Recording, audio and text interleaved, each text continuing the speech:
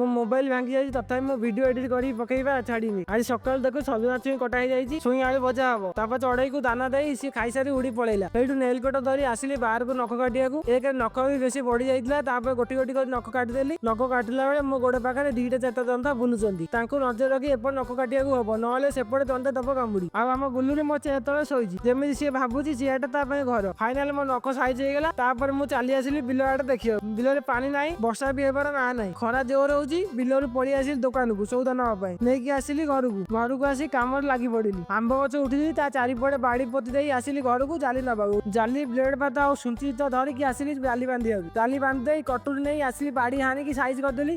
वर्षा पकईवा आरंभ होगा किसी समय पर वर्षा छाड़ा मु बिल आड़े आसिली देखिए बिल पानी है कि नहीं जहाँ बिल किसी तो पानी है बिल पानी देखी पड़ी आसिली घर को आसी खाइबार लगी देन खाई सारी रेस्ट नेली। ब्लॉग भल लगे जदि मो चैनल को लाइक शेयर सब्सक्राइब फॉलो करके जी।